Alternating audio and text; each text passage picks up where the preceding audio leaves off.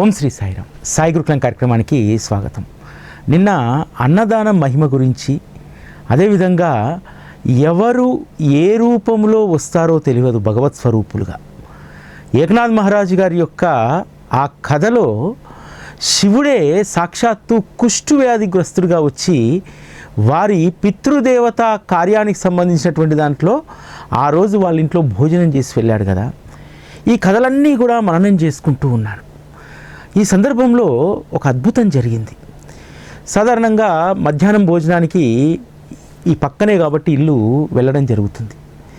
కానీ నిన్నటి రోజు ఇంట్లో ఎవరూ లేకపోవడం వల్ల మధ్యాహ్న భోజనం ఎవరూ వండలేదు. దాంతో మధ్యాహ్నం 2-2:30 సమయంలో బయటికి వెళ్ళి భోజనం చేద్దామని చెప్పి మెయిన్ రోడ్ పైకి వెళ్ళడం జరిగింది.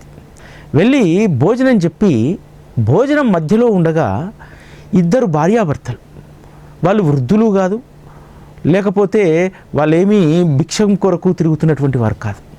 ఆవిడ చక్కగా పంజాబ్ డ్రెస్ వేసుకొని ఉంది, కాకపోతే ఏదో కూలి పని చేసుకునేటువంటి వారిలాగా ఉన్నారు. ఇద్దరు భార్యాభర్తలు వచ్చారు. వచ్చి భోజనం చేయవచ్చా అన్నారు. నేను అన్నాను, దాందేముందమ్మా, నిరభ్యంతరంగా చేయొచ్చు. అంటే వాళ్ళు నా పక్కన కూర్చోవడానికి ఏమైనా అభ్యంతర పడుతున్నారేమో అని చెప్పి నిరభ్యంతరంగా చేయొచ్చమ్మా అన్నారు. మీరు ఇప్పించగలుగుతారా భోజనం అని అన్నారు.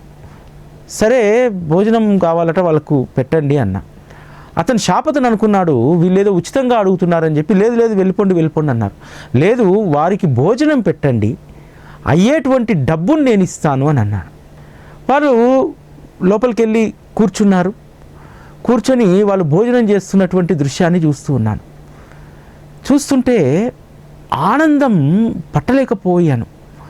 విపరీతమైనటువంటి ఆనంద ధార కన్నీటి నుండి వర్షిస్తూ ఉంది. బాబా యొక్క అన్నదానం గురించి, అదేవిధంగా భగవంతుడు ఎప్పుడు ఏ రూపంలో వస్తాడో తెలియదు.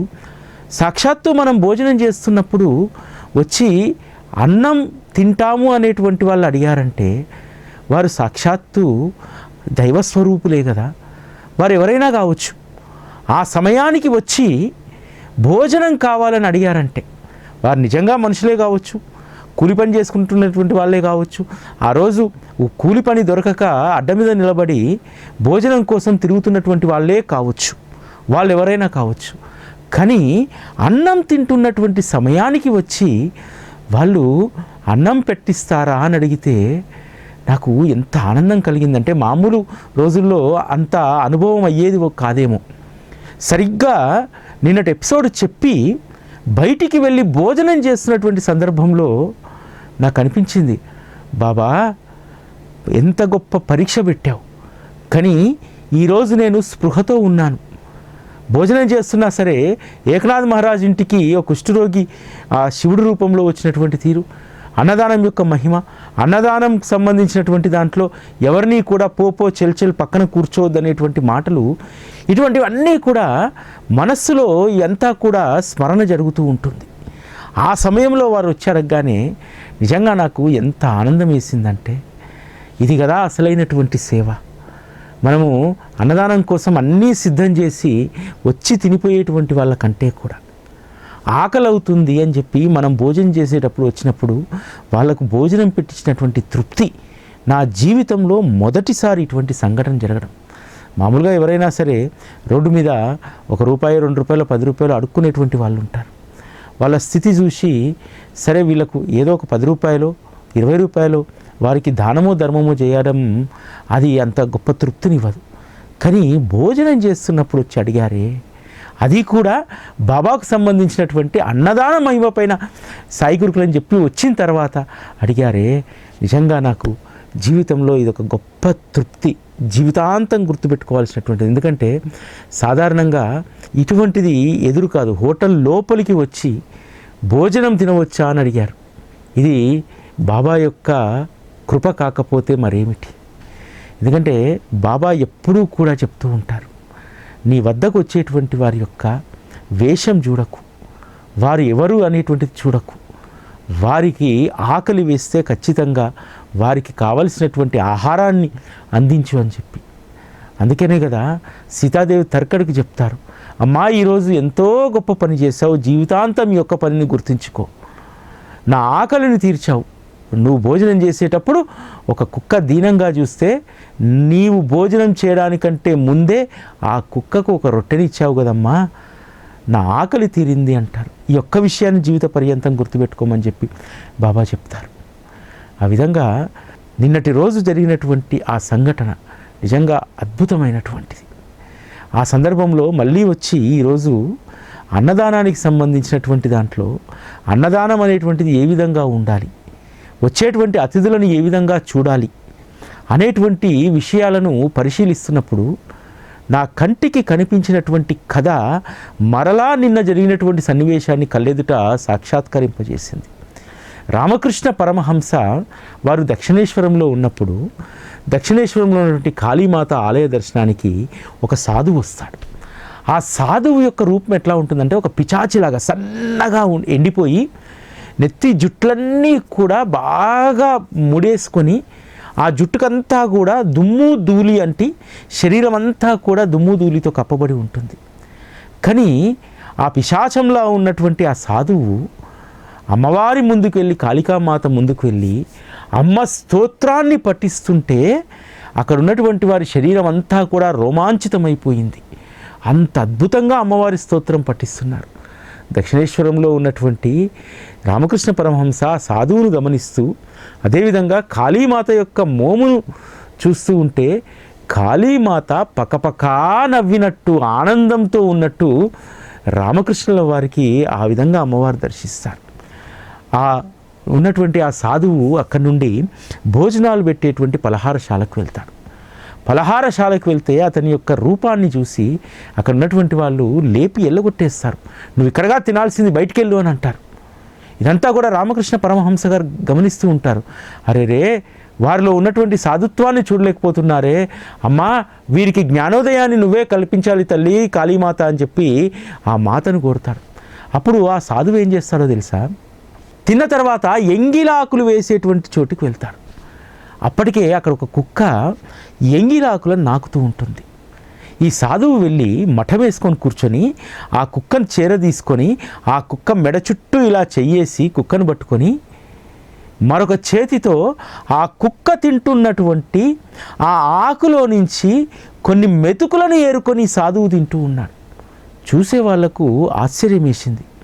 ఇక్కడ గమనించాల్సినటువంటి విషయం ఏమిటంటే కుక్కకు ఆ ఎంగిలాకులు ఉన్నటువంటి భోజనం తినేటువంటి హక్కు దానికి ఉంది. దాని హక్కును, దానికి దొరుకుతున్నటువంటి ఆహారాన్ని మరొకరు వచ్చి తింటుంటే, అది కుక్కే కావచ్చు మనుషులే కావచ్చు, వచ్చి తింటుంటే కుక్క ఎగబడుతుంది. కానీ కుక్క ఎగబడలేదు. అక్కడ కుక్క పైన ఆప్యాయంగా చేయగానే అది చక్కగా కూర్చొని దాని పని అది చేసుకుంటుంది.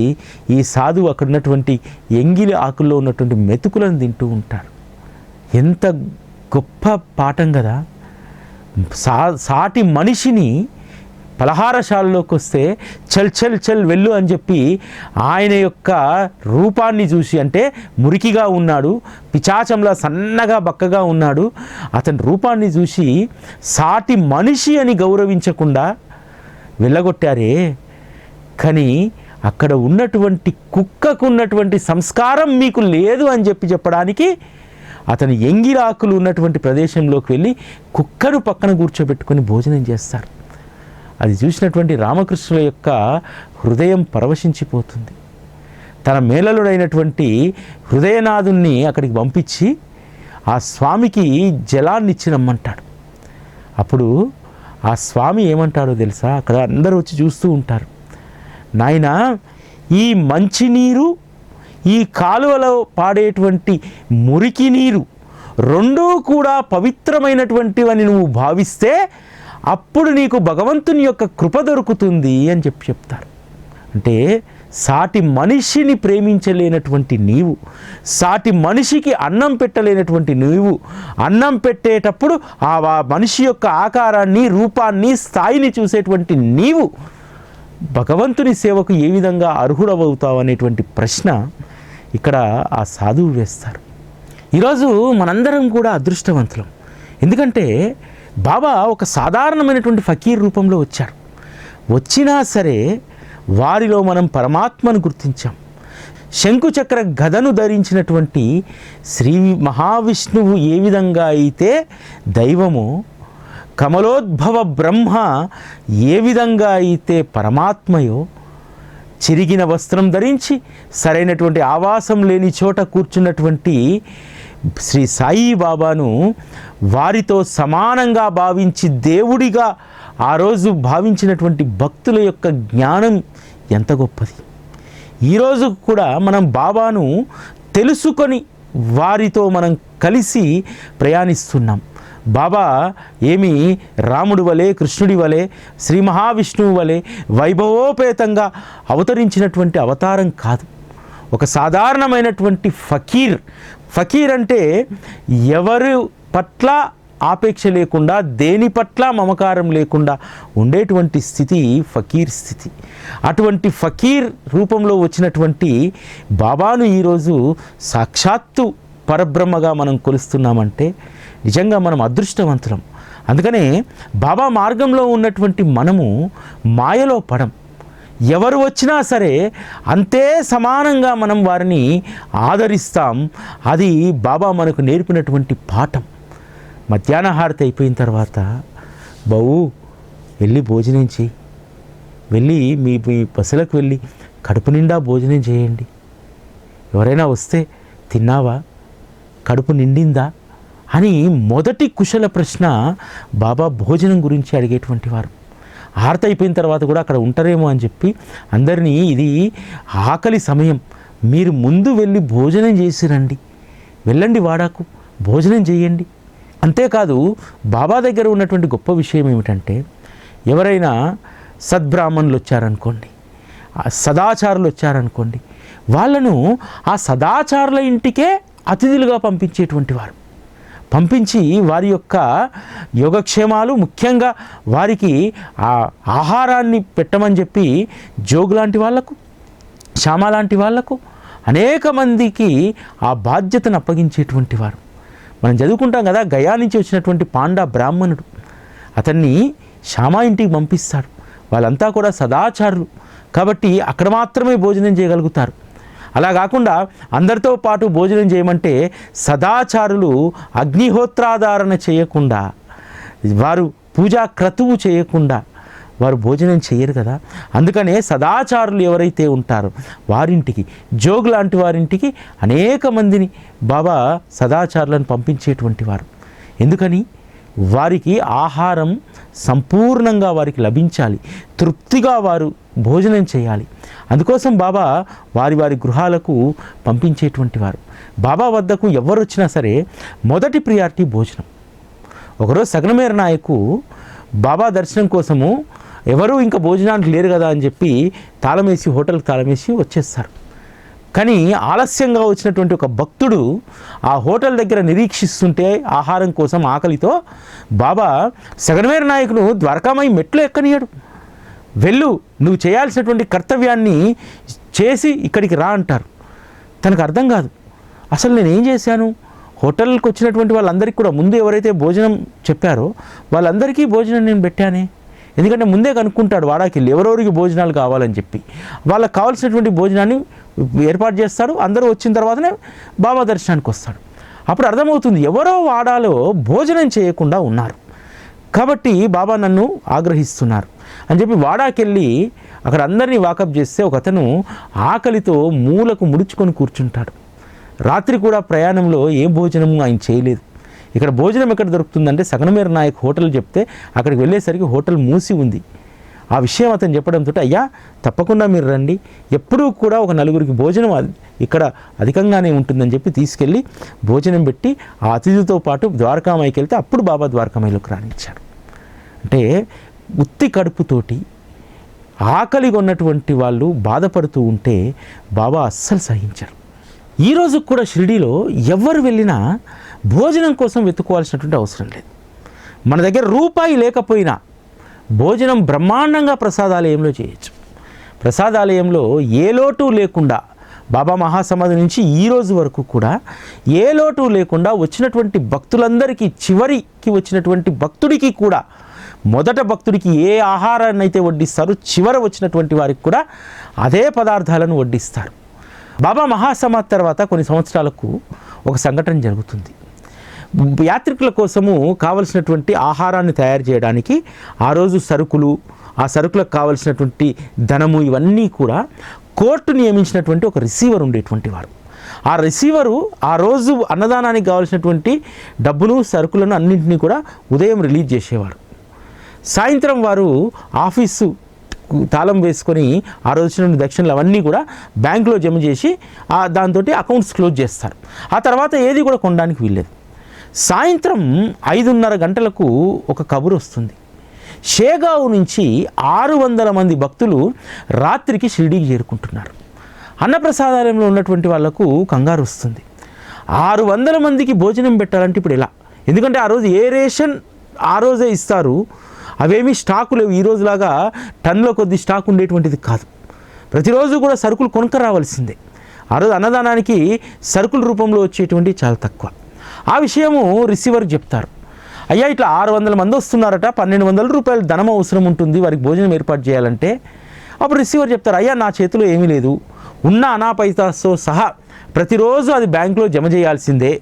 కాబట్టి ఒకసారి బ్యాంకులో జమ చేసిన తర్వాత దాన్ని తిరిగి తీసుకోవడానికి వీలు లేదు. ఆ హక్కు నాకు లేదు. ఆ హక్కు కేవలము కోర్టు వారికి మాత్రమే ఉంది. కాబట్టి దాన్ని నేనేమీ చేయలేదంటారు. కానీ ఆ రిసీవర్కి కూడా బాధేస్తుంది. అరే 600 మంది వస్తున్నారు, ఈరోజు రాత్రి పస్తులు పడుకోవాల్సిందేనా అని చెప్పి దిగులుగా ఆఫీసుకు తాళం వేసి బయట కూర్చుంటాడు.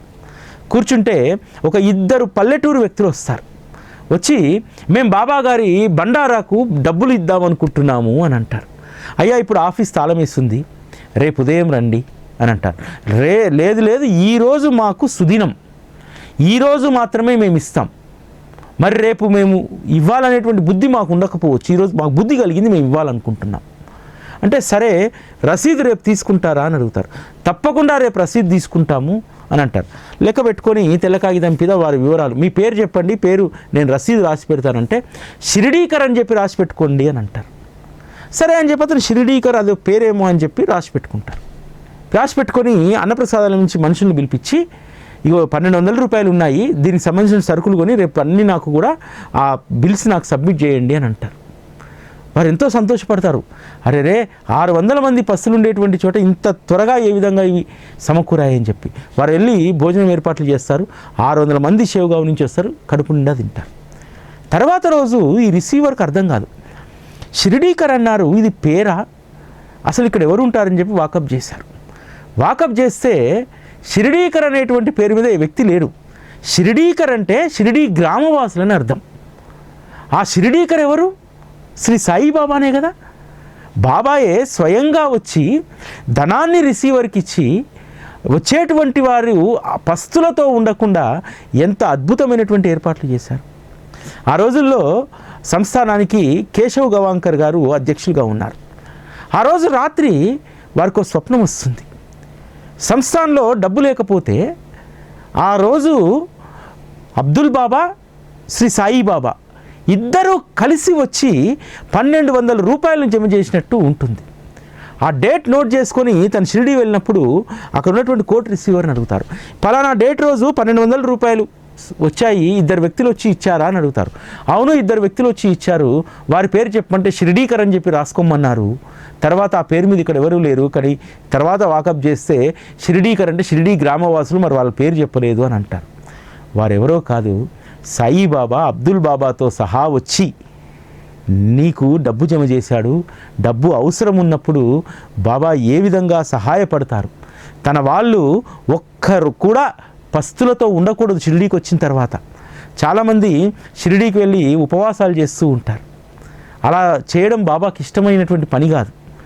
ఏ ఒక్కరూ కూడా ఆహారం లేకుండా పడుకోవడం అనేటువంటిది షిరిడీలో ఉండకూడదు అనేటువంటిది బాబా నిశ్చయం. ఒక్క షిరిడీలోనే కాదు, మన ఇళ్లలో కూడా ఏదైనా శుభకార్యాలు జరుగుతున్నాయనుకోండి, ఆ శుభకార్యాల్లో కూడా ఎటువంటి లోటు లేకుండా చూడు బాబా అంటే అన్నీ స్వయంగా తానై అన్నీ నడిపిస్తారు తెలుసా. ఒక చిన్న పట్టణంలో సాయిబాబా భక్తులు తమ కూతురు వివాహం చేయాలనుకుంటారు. అన్నీ సమకూరాయి బాబా దయ వల్ల. వంట వాళ్ళు కూడా సమకూరారు. పెళ్ళి 2 రోజులు ఉందనగా ఆ వంట బృందంలో ఒకరికి దుర్బుద్ధి కలుగుతుంది. ఇతరులు ఎవరో వీళ్ళు ఇచ్చేటువంటి ధనానికంటే ఇంకొక 500 రూపాయలు అదనంగా ఇస్తామనేసరికి ఇక్కడ కాదని అక్కడికి వెళ్దామని చెప్పి అందరినీ మోటివేట్ చేస్తారు. ఆ బృందంలో ఉన్నటువంటి వంట మనిషి ఒక అతను వచ్చి చెప్తారు, అమ్మా మాకు రావడానికి వీలు లేదు, ఏదో మైలనో ఏదో అంటున్నారు. అబద్ధం ఆడేశాడు. మైలనో ఏదో అంటున్నారు కాబట్టి మేము వంట చేయలేము, మీరు ఎవరినైనా చూసుకోండి అని. ఇంకా మాట్లాడడానికి ఏముంటుంది ఆ విషయం చెప్పిన తర్వాత? తమ పరువుకు సంబంధించినటువంటిది. అప్పటికప్పుడు వంట వాళ్ళు ఎవరు దొరుకుతారు? పెళ్ళిళ్ళ సీజను. ఆ రోజుల్లాగా ఇంత వంట బ్రాహ్మణులు దొరికేటువంటి రోజులు కావవి. ఏం చేయాలో అర్థం కాక బాబాను ప్రార్థిస్తారు. బాబా రేపటి లోపు మీరు ఏదో ఒక ఏర్పాటు చేయాలి, చేయకపోతే మగపెళ్లి వారి ముందు అబాస పాలవుతాం. వండడానికి చాలామంది ఉన్నారు, కానీ వచ్చినటువంటి బంధువులందరికీ కూడా రుచికరంగా తృప్తిగా మేము పెట్టాలనుకుంటున్నాం. బాబా నువ్వు ఎంతోమంది గృహాల్లో ఎన్నో లీలలు చేశావు అని చెప్పి ఆ తల్లి బాలాజీ నెవాస్కర్ సంబంధించినటువంటి కథ ఆ రాత్రంతా కూడా ఒక 11 సార్లు పారాయణ చేస్తుంది. తెల్లారి ఉదయం అద్భుతం జరుగుతుంది. ఒక 5 బ్రాహ్మణులు వచ్చి, అమ్మ మేము తీర్థయాత్రలు చేస్తూ ఉన్నాము, ఈ 2 రోజులు కూడా మా యొక్క పాదయాత్ర ఆపి ఇక్కడ ఉండాలనుకుంటున్నాము. ఊర్లో ఎవరో చెప్పారు మీ ఇంట్లో శుభకార్యం ఉంది, ఇక్కడ వంట చేయడానికి బ్రాహ్మణులు లేరని. మీరు కనుక అవకాశం ఇస్తే ఆ ధనం వంట బ్రాహ్మణులకు ఇచ్చేటువంటి ధనం మాకు ఇస్తే తీర్థయాత్రకు ఉపయోగపడుతుందమ్మా అని అంటారు. ఆ తల్లి కళ్ళల్లో నీ కన్నీరు సుడులు తిరుగుతూ ఉంటుంది. బాబా అసలు మేము ఉదయం ఏదైనా ప్రయత్నం చేద్దాం అనుకున్నాం, ప్రయత్నం కూడా చేయకముందే నువ్వు ఎంత గొప్ప ఏర్పాటు చేశావు. అందున తీర్థయాత్రకు వెళ్ళేటువంటి వారు, అనేక తీర్థాలను తిరిగి వస్తున్నటువంటి వారు, వారి చేత మా అమ్మాయి వివాహానికి భోజనాన్ని వండించి వచ్చేటువంటి అతిథులందరికీ కూడా అద్భుతమైనటువంటి పుణ్యాన్ని పంచుతున్నావా? ఇంత అద్వితీయమైనటువంటి కరుణ నువ్వు చూపకపోతే మరెవరు చూపుతారని అంటారు. ఆ వంట బ్రాహ్మణులందరూ కూడా వివాహం సమయంలో కావలసినటువంటి వంట పదార్థాలు వండితే వచ్చినటువంటి బంధువులందరూ కూడా ఇన్నేళ్లలో ఎప్పుడూ కూడా ఇంత రుచికరమైనటువంటి, ఇంత తృప్తికరమైనటువంటి భోజనం ఎక్కడా చేయలేదంటారు. మరి ఏర్పాటు చేసింది ఎవరు? బాబాయే కదా. ఆ విధంగా బాబా మనకు మన ఇళ్లలో జరిగేటువంటి శుభకార్యాల్లో మనం సంతర్పణ చేయదలుచుకున్నప్పుడు ఏ అవాంతరం ఏర్పడ్డా, ఆహారం కొరత ఉన్నా, వండిన దానికంటే కూడా ఎక్కువ సంఖ్యలో జనం వచ్చినా ఖచ్చితంగా బాబా స్వయంగా పూనుకొని వండిన ఆహారం అందరికీ అందేలాగా చూస్తారు. ఈరోజు బాబా తత్వం అనేటువంటిది అదొక మహిమా మంత్రం కాదు, ఒక అక్షయ పాత్ర. ఈరోజు అన్నార్థులకు బాబా ఒక అక్షయ కేంద్రం. వారు ఎన్ని వేల మందికి మందిరాలలో కానీ లేకపోతే ఇతరత ఏ సంస్థల్లో కానీ అన్నదానం చేయిస్తే అక్కడ అక్షయమే అవుతుంది తప్ప ఆ వ్యవస్థల్లో సంస్థల్లో ఎప్పుడూ కూడా లోటు ఉండదు. కాకపోతే అన్నదానం చేసేటప్పుడు మనకే రకరకాలైనటువంటి సంశయాలు వస్తాయి. ఆ రకరకాలైనటువంటి సంశయాలు ఏంటో తెలుసా? మనము ఒక మందిరంలో అన్నదానానికి 500 మందికి అన్నదానానికి ఒక 5,000 ఎంతో కట్టామనుకోండి, 10,000 కట్టాం.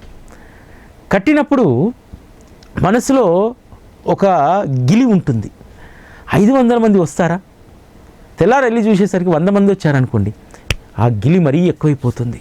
అరే నేను 500 మందికి కట్టాను, 100 మంది భోజనం చేశారు, 500 మిగతా 400 మందికి భోజనం చేయకపోయిరే అనేటువంటి గిలి కలుగుతూ ఉంటుందన్నమాట. అదే విషయం ఒకసారి పూండి స్వామి ఆశ్రమంలో జరిగింది. పూండి స్వామికి దేశవ్యాప్తంగా అనేక మంది శిష్యులు, ఆయన దర్శించడానికి అనేక మంది భక్తులు వస్తూ ఉంటారు. ఆ భక్తుల యొక్క రద్దీని చూసినటువంటి ఒక ఆవిడ ఒకరోజు అక్కడ పూండి స్వామి ఆశ్రమంలో అన్నదానం చేయాలనుకుంటుంది. ఒక 500 మంది భోజనానికి సరిపడా సరుకులను తీసుకొచ్చి ఆశ్రమానికి ఇస్తుంది. ఆశ్రమ నిర్వాహకులు మొదట అక్కడ ఉన్నటువంటి సంఖ్య ప్రకారము మొదట భోజనాలు వండారు. వడ్డిస్తుంటే ఆమెకు అనుమానం కలిగింది. నేను 500 మందికి ఇచ్చాను కదా, అరే 100 మందికే సంతర్పణ జరుగుతుంది ఎట్లా అని చెప్పి స్వామి ముందు మాత్రం భజన చేస్తూ ఉంది. స్వామి అప్పుడు ఒక పాట పాడతారు. పలిని నుంచి పప్పన్నం కోసం, తిరుత్తని నుంచి పెరుగన్నం కోసం, ఎరుపలి నుంచి నిమ్మకాయ పులిహోర కోసం నా వాళ్ళు వస్తున్నారు అని అంటారు. ఆ పాట ముగియగానే దాదాపు ఒక 400 మంది ఏ ప్రాంతాలైతే చెప్పాడో ఆ ప్రాంతాల్లో తీర్థయాత్ర చేసి తిరుత్తని నుంచి, పళని నుంచి, ఎరుపలని నుంచి 400 మంది భక్తులు భోజనానికి వస్తారు. అంటే మనము ఒక సదుద్దేశంతో దాన్ని చేస్తున్నప్పుడు చాలామంది అనుకుంటారు, నేను 25 కిలోల బస్తా ఇస్తే ఈరోజు 10 కిలోలే ఉండారేంటి, నేను కింటా బియ్యం ఇస్తే ఈరోజు ఒక్క 25 కిలోలే ఉండారేంటి. ఈ సంశయాలన్నీ తీసేయండి. అవేవి ఎత్తుకుపోయేటువంటివి కాదు, ఎవరు తినేటువంటివి కాదు. మరలా ఇంకో రోజు దాన్ని వినియోగిస్తారు, అంతే తప్ప అదేమీ దుర్వినియోగం కాదు. కాబట్టి మనం చేయదలుచుకున్నటువంటిది పూర్తి తృప్తితో, పూర్తి విశ్వాసంతో మనం చేస్తే ఖచ్చితంగా మనం ఏది ఇచ్చినా అది అన్న సంతర్పణకు సద్వినియోగం అవుతుంది. ఈరోజు షిరిడీలో ఒక 10 సంవత్సరాలకు కావాల్సినటువంటి డిపాజిట్ ఉంది అన్నప్రసాదాలకి. అట్లని చెప్పి మనం ఇవ్వకుండా మానుకుంటామా? మనము మేలు పొందిన తర్వాత ఏదో ఒకటి ఇవ్వాలి. అదేవిధంగా ఒక్క షిరిడీని మాత్రమే చూడకండి, వరాల సాయి మందిరం లాంటి చిన్న మందిరాలను కూడా చూడండి.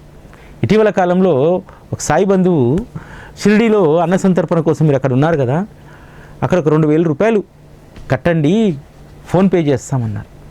ఇటువంటి ఫోన్లు వచ్చినప్పుడు వాహిని గారు చెప్తారు, అమ్మా ఇక్కడ 10 సంవత్సరాలకు సరిపడా నిల్వ ఉంది, రేపు వరాల సాయి వార్షికోత్సవం జరగబోతుంది, వరాల సాయిలో ఇంకో కార్యక్రమం హోలీ భోజనం జరగబోతుంది, అది అనేక కార్యక్రమాలు జరగబోతాయి. మార్చి 8న మహిళా పురస్కారాలు మనం ఇవ్వబోతున్నాం. ఇవన్నీ జరుగుతున్నాయమ్మా, ఇక్కడ కూడా వచ్చి భోజనం చేస్తారు. ఇక్కడ నిజం చెప్పాలంటే ప్రతి వారం కూడా 52 గురువారాల్లో కనీసం సగం గురువారాలకు కూడా అన్నదాతలు ఉండరు. ఇటువంటి ఆలయాన్ని కూడా చూడండి అమ్మా అని చెప్తే చాలా ఉదారంగా 2,000 రూపాయలు ఇక్కడ జరిగేటువంటి అన్న సంతర్పణ కార్యక్రమానికి ఇచ్చారు. కాబట్టి అన్న సంతర్పణ విషయంలో కూడా మీరు ఎక్కడ అవసరమో, ఎక్కడ ఆ లోటు ఉందో దాన్ని ఖచ్చితంగా మీరు గమనించుకోండి. మా ఊరు మా ఆలయం, మా కాలనీ మా ఆలయం కాకుండా ఎక్కడైతే అవసరం ఉందో దానిని గుర్తించండి. ఎక్కడిస్తే అది సద్వినియోగం అవుతుందో దానిని ఒకసారి గమనంలో పెట్టుకోండి. ఇది ఈరోజు సాయి గురుకులం. మళ్ళీ రేపటి కార్యక్రమంలో కలుసుకుందాం. అప్పటి వరకు సెలవు. నమస్కారం.